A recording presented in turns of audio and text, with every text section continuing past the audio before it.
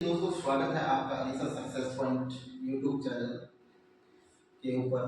और आज हम स्टार्ट करते हैं पशुपालन से संबंधित महत्वपूर्ण 20 क्वेश्चनों पे। स्टार्ट करते हैं पहले क्वेश्चन से कि निम्न में से कौन सी भेड़ की नस्ल नहीं है। भेड़ की नस्ल कौन सी नहीं है, ये आपसे पूछा गया है। तो ए में दे रखा है अविवस्था, बी में दे रखा है अविकालीन, और ऑप्शन सी में दे रखा है काराकुल, और ऑप्शन डी में दे रखा है अल्पाइन। तो बताइए कौन सी भेड़ की नस्ल नहीं है। तो भेड़ की नस्ल कौन सी नहीं है दोस्तों? अविवस्था भेड़ की नस्ल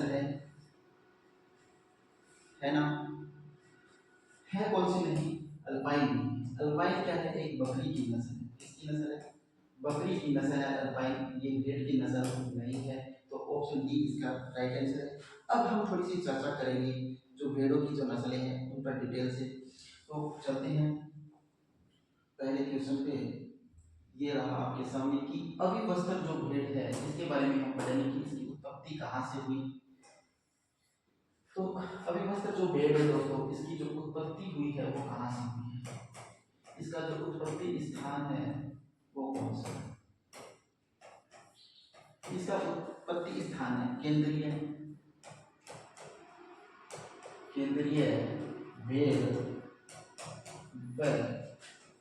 ऊन अनुसंधान संस्थान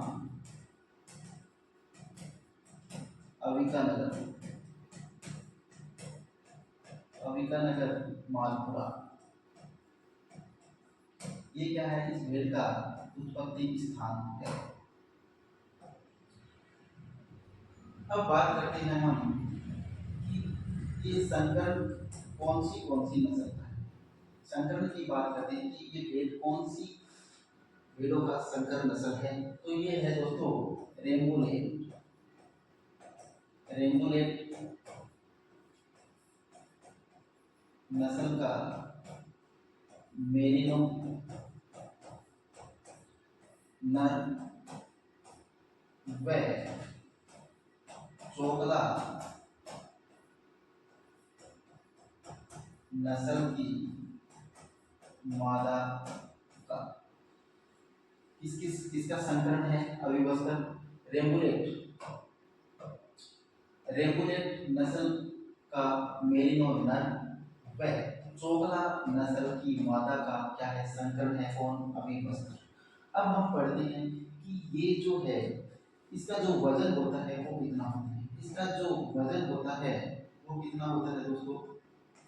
इसका जो वजन होता है वो 6 माह के अंदर होता है 12 केजी, और 1 वर्ष के अंदर इसका वजन कितना हो जाता है? वो हो जाता है 23 केजी। कितना हो जाता है?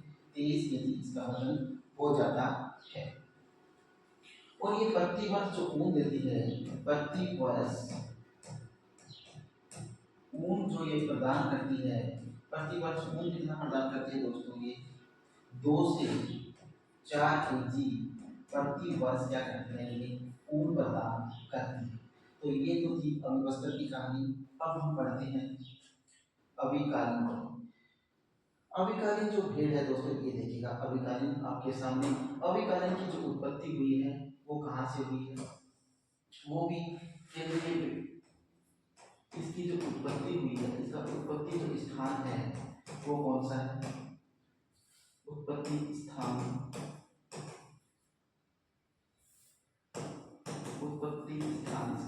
इसका जो उत्पत्ति स्थान है वो कौन सा है?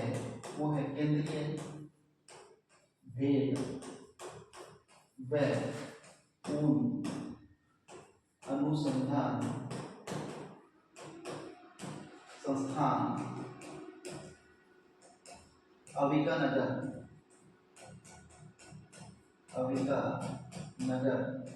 मालपुरा। ये क्या है? इसका उत्पत्ति स्थान है। अब बात करते हैं कि ये संकरण किसका है दोस्तों। अब बात करेंगे हम इसके संकरण की कि ये किस नस्ल का संकरण है। किस नस्ल का संकरण है? ये रेम्बुलेट। किसका? रेम्बुलेट नस्ल का नर का मेरिनो नर, मेरिनो नर तथा मालपुरा, मालपुरा नस्ल की मादा, मालपुरा नस्ल की मादा और मेरिनो नस्ल के नर का क्या है, ये संकरण है। कौन सी, अभिकालीन।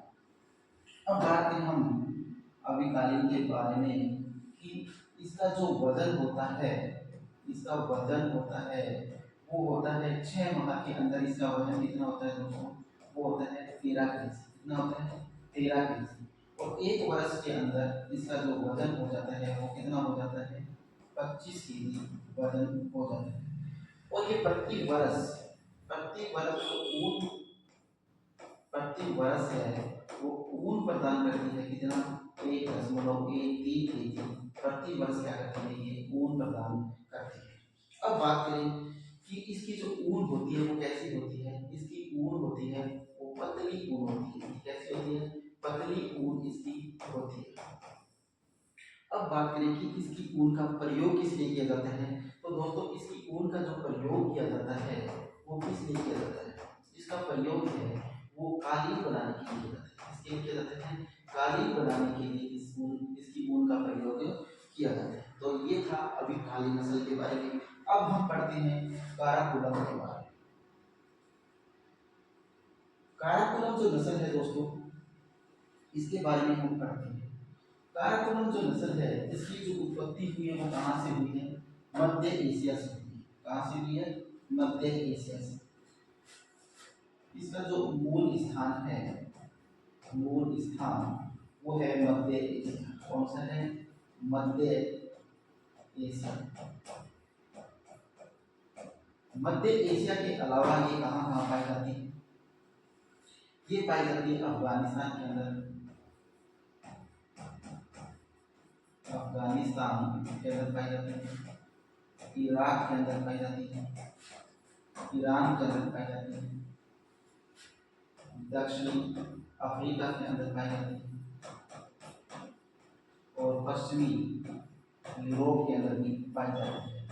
तो इन स्थानों पर क्या पाई जाती है। अब बात उनकी करें कि जो ये काराकोरम जो नस्ल है, काराकोरम नस्ल जो है इसका उपयोग मांस उत्पादन के लिए किया जाता है।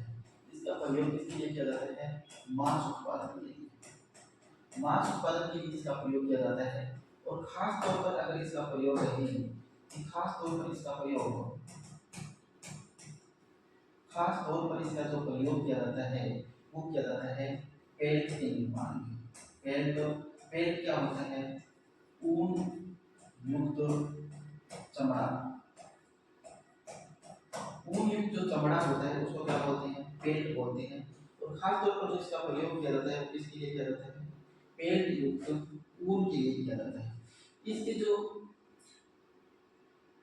मेमने होते हैं, इसके मेमने को क्या किया जाता है, जल्दी मार दिया जाता है। क्या क्या किया जाता है, जल्दी मार दिया जाता है। मेमने को जल्दी क्यों मारा जाता है दोस्तों, इसके मेमने को जल्दी इसलिए मारा जाता है कि इसके जो घुंघरेले बाल होते हैं, क्या होते हैं, घुंघरेले बाल होते हैं। घुंघराले बाल जो होते हैं, इन घुंघराले बालों के लिए इसको क्या कर दिया जाता है, जल्दी मार दिया जाता है। और इसकी ऊन का जो प्रयोग किया जाता है, इसकी ऊन का जो प्रयोग किया जाता है वो किस लिए किया जाता है दोस्तों, इसकी ऊन का प्रयोग टोपी निर्माण के अंदर या सर्दियों के जो कीमती वस्त्र होते हैं, महंगे जो वस्त्र होते हैं उनके निर्माण में किया जाता है। तो इसका प्रयोग किया जाता है टोपी निर्माण में, या सर्दियों के जो महंगे वस्त्र होते हैं, सर्दियों के महंगे वस्त्रों के लिए, महंगे वस्त्रों के लिए क्या किया जाता है, इसका प्रयोग किया जाता है। और इसीलिए इसको क्या कर दिया जाता है, जल्दी मार दिया जाता है। लेकिन दोस्तों इसमें एक बहुत इंपॉर्टेंट चीज़ है, वो क्या है वो देखिएगा आप। तो मुझे इसमें जो इम्पोर्टेंट चीज लगी वो है पेड़। ये पेड़ का ध्यान रखना। पेड़ किसे कहते हैं, जो चमड़ा युक्त, चमड़े के साथ बाल लगे हुए होते हैं और उसका प्रयोग किया जाता है वस्त्र निर्माण में या किसी टोपी के निर्माण में। तो उसको आपसे पूछा जा सकता है कि पेड़ पेल्ट क्या है, ये क्वेश्चन बन सकते हैं कि पेल्ट क्या है। तो वो ऊन युक्त जो चमड़ा होता है उसको भी क्या बोलते हैं, पेल्ट बोलते हैं। तो दो है आपके सामने कि किस रोग को गायों की कैंसर कहा जाता है। ऑप्शन ए में दे रखा है कि ब्रुसेलोसिस, ऑप्शन ए में क्या दे रखा है ब्रुसेलोसिस, बी में दे रखा है मेस्टाइटिस, और सी में दे रखा है फूड एंड माउथ डिजीज, और डी में दे रखा है रेबीज। तो बताइएगा इसका राइट ऑप्शन क्या होगा। तो बताइए दोस्तों इसका राइट ऑप्शन क्या है। इसका राइट ऑप्शन है कि इस रोग को गायों का कैंसर कहा जाता है। तो दोस्तों गायों का कैंसर कहा जाता है वो मेस्टाइटिस को कहा जाता है। इसको कहा जाता है मेस्टाइटिस को कहा जाता है। तो इस ऑप्शन बी जो है वो इसका राइट आंसर है। दोस्तों रेबीज आपको पता है कुत्ते के काटने पे रेबीज होता है। और ये क्या है दोस्तों, ये जो फूड एंड माउथ डिजीज है वो किसके द्वारा फैलता है, ये एक संक्रमण रोग है। और ये भी क्या है एक बैक्टीरिया से जनित रोग है। क्या है, बैक्टीरिया से जनित रोग है। और इसको आपने बता ही दिया कि कैंसर, गायों की कैंसर कहा जाता है इसको, इसको मेस्टाइटिस को। ठीक है, अब हम पढ़ते हैं अगला क्वेश्चन। अगला क्वेश्चन है दोस्तों आपके सामने कि ग्रीन ग्रीन रेवोल्यूशन का पशुपालन से क्या संबंध है। ऑप्शन ए में दे रखा है कोई संबंध नहीं है, ऑप्शन बी में दे रखा है मांस उत्पादन के लिए, ऑप्शन सी है पशु चारे का उत्पादन बढ़ाने के लिए, ऑप्शन डी है दूध उत्पादन में। तो बताइए इसका राइट आंसर क्या होगा। दोस्तों इसका जो राइट आंसर है कि ग्रीन रेवोल्यूशन का पशुपालन में क्या संबंध है, तो वो है पशु चारे का उत्पादन बढ़ाना। राइट ऑप्शन इसका क्या है, सी ऑप्शन है वो इसका राइट आंसर है। ग्रीन रेवोल्यूशन किसे कहा जाता है, वो पशु चारे का जो उत्पादन बढ़ाते हैं उसे ग्रीन रेवोल्यूशन कहा जाता है। ठीक है, अब हम पढ़ते हैं अगला question. Question number 4, poultry poultry उद्योग में लेयर का क्या मतलब है। ऑप्शन ए में दे रखा है मांस उत्पादन में, ऑप्शन बी में अंडा उत्पादन में, ऑप्शन सी में चूजा उत्पादन में, और डी में है उपरोक्त सभी। तो आपको बताना है कि पोल्ट्री उद्योग में लेयर जो है उसका क्या मतलब होता है। तो आपको बताना है, बताइएगा इसका राइट आंसर क्या होगा। तो दोस्तों इसका जो राइट आंसर है वो उपरोक्त सभी भी नहीं है। इसका चूजा पालन में भी उपयोग नहीं किया जाता, मांस उत्पादन में भी नहीं किया जाता। क्या किया जाता है, अंडा उत्पादन में इसका जो इसका मतलब क्या होता है, अंडा उत्पादन होता है। क्या होता है, पोल्ट्री उद्योग में लेयर का अर्थ होता है अंडा उत्पादन। ठीक है, अगला क्वेश्चन पढ़ते हैं। क्वेश्चन नंबर 5, क्वेश्चन नंबर 5 है दोस्तों कि पशुपालन का प्रमुख उद्देश्य क्या है। प्रमुख उद्देश्य क्या है, ऑप्शन ए में है केवल मांस उत्पादन, केवल दूध उत्पादन, खाद्य उत्पादों का उत्पादन, उपरोक्त सभी। तो बताइए पशुपालन का प्रमुख उद्देश्य क्या होता है। प्रमुख उद्देश्य क्या होता है, केवल मांस उत्पादन नहीं, केवल दूध उत्पादन नहीं, खाद्य उत्पादों का उत्पादन नहीं। तो टोटल जो है वो सही है इसमें उपरोक्त सभी, कि मांस उत्पादन के लिए भी, दूध उत्पादन के लिए, खाद्य उत्पादों का उत्पादन के लिए इसका प्रयोग किया जाता है। तो option D is right here. ठीक है, अगला क्वेश्चन है आपके सामने क्वेश्चन नंबर 6। क्वेश्चन नंबर 6 है दोस्तों कि भारत की सबसे बड़ी डेयरी सहकारी संस्था कौन सी है। ऑप्शन ए में है अमूल, ऑप्शन बी में है मदर डेयरी, ऑप्शन सी में है बराक, और डी में है वर्का। तो बताइएगा इसका राइट आंसर क्या होगा। तो दोस्तों इसका जो राइट आंसर है वो ऑप्शन ए है कि भारत में सबसे बड़ी डेयरी सहकारी संस्था वो है, वो कौन सी है, तो वो कौन सी है, अमूल है। सबसे बड़ी जो संस्था है वो कौन सी है, डेयरी है। अगला क्वेश्चन पढ़ते हैं, क्वेश्चन नंबर 7, डेयरी उद्योग में वर्मी कंपोजिटिंग का क्या उपयोग है। तो बताइए क्या उपयोग है। ऑप्शन ए में है दूध उत्पादन में इसका प्रयोग किया जाता है, दूध उत्पादन बढ़ाने के लिए, गोबर का प्रबंधन, चारा उगाना, जल प्रबंधन। तो बताइए क्या होगा इसका राइट आंसर। डेयरी उद्योग में पूछा है वर्मी कंपोजिटिंग का क्या उपयोग है पूछा है। तो वर्मी कंपोजिस्ट में गोबर का प्रबंधन करना होता है। क्या होता है, right answer is here option B, गोबर का प्रबंधन करना, वर्मी कंपोजिटिंग करना। ठीक है, अगला क्वेश्चन पढ़ते हैं। अगला क्वेश्चन है आपके सामने कि पशुपालन में आईवीएफ तकनीक का क्या उपयोग है, बताइए दोस्तों। आपसे पूछा है पशुपालन में आईवीएफ तकनीक का क्या उपयोग है। ऑप्शन ए में दे रखा है मांस उत्पादन, ऑप्शन बी में दूध उत्पादन, ऑप्शन सी में नस्ल सुधार और ऑप्शन डी में दे रखा है दूध उत्पादन। तो बताना है आपको इसका राइट आंसर। तो बताइएगा राइट आंसर क्या होगा दोस्तों। इसका राइट आंसर है वो है नस्ल सुधार। आईवीएफ तकनीक जो है इसका मुख्य जो उपयोग किया जाता है इसमें किया जाता है नस्ल सुधार करने में किया जाता है। अगला क्वेश्चन पढ़ते हैं। क्वेश्चन नंबर 9 है कि श्री रामदेव पशु मेले का आयोजन किस तिथि को किया जाता है। ऑप्शन ए में है चैत्र कृष्ण 11 से चैत्र शुक्ल 11 तक, ऑप्शन बी में है माघ शुक्ल एकम से माघ शुक्ल 15 तक, ऑप्शन सी में है कार्तिक शुक्ल 11 से मार्च कृष्ण पंचम तक, ऑप्शन डी में है कार्तिक शुक्ल अष्टम से मार्च कृष्ण द्वितीय तक। तो बताइएगा इसका राइट आंसर क्या होगा, बताइए दोस्तों जल्दी बताइएगा, प्लीज जल्दी बताइएगा कौन सा आंसर होगा इसका सही। तो इसका जो राइट आंसर है श्री रामदेव पशु मेले का आयोजन किस तिथि को किया जाता है, वो किया जाता है मार्च शुक्ल एकम से इस तक 15 तक किया जाता है। राइट आंसर इस ऑप्शन बी। अगला क्वेश्चन पढ़ते हैं क्वेश्चन नंबर 10 कि किस प्रकार की चराई में पशु को प्राकृतिक चारागाह में छोड़ दिया जाता है।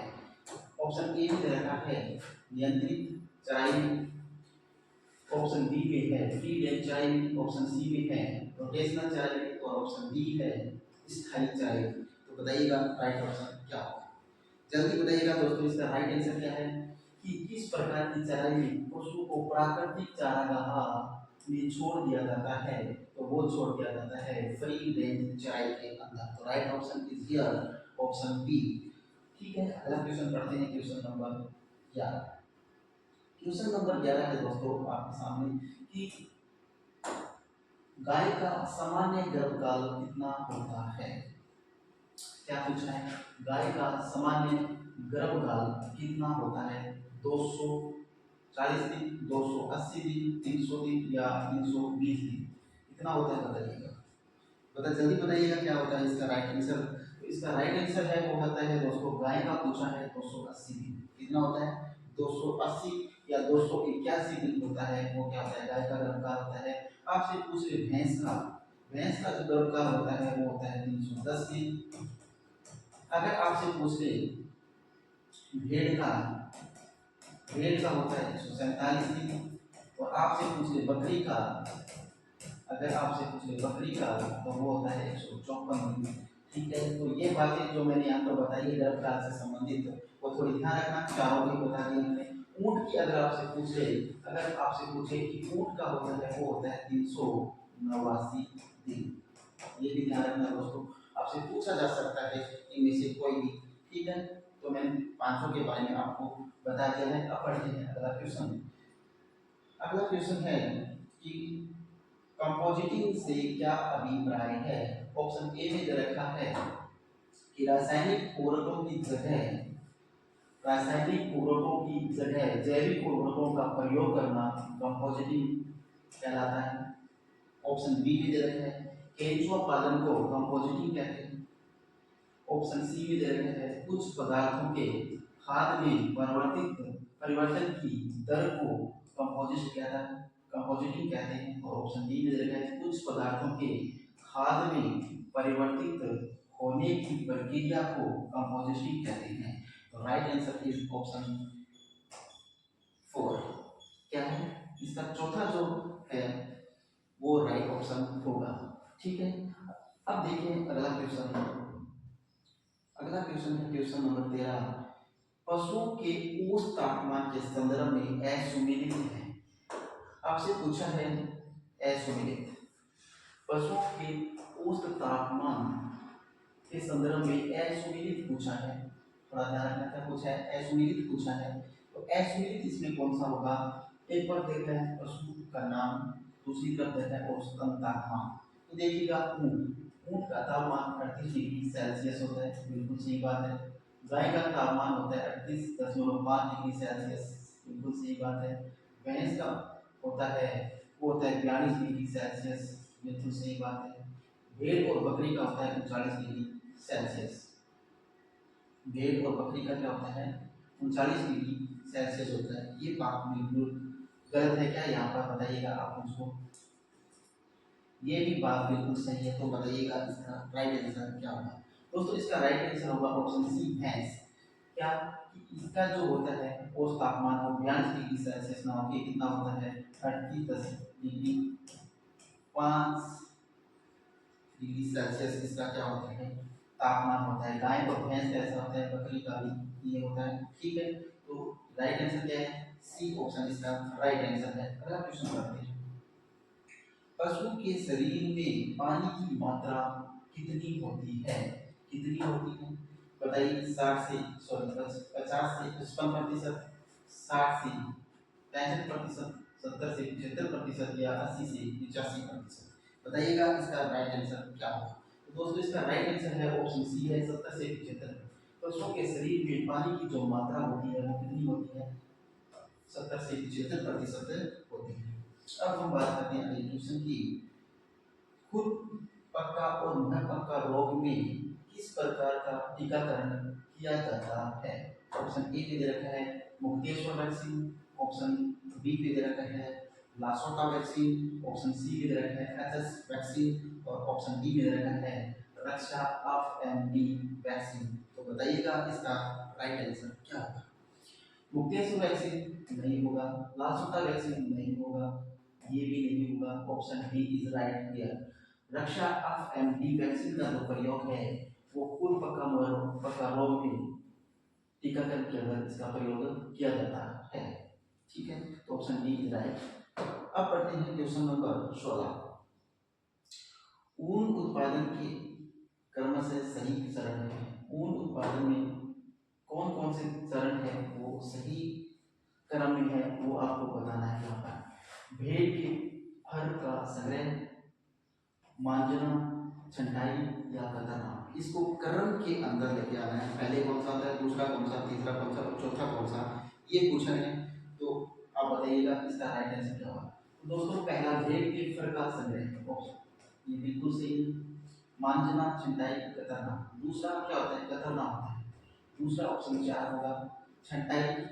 छंटाई करना, ये ऊन काट ली तो उसके बाद क्या होगा? ये क्या, और छंटाई कतरने के बाद क्या करते हैं? उसकी छंटाई करते हैं।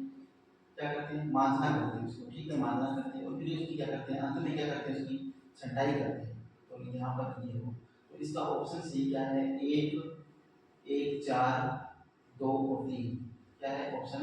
ये सही हो गया। इसके राइट ऑप्शन इज हियर।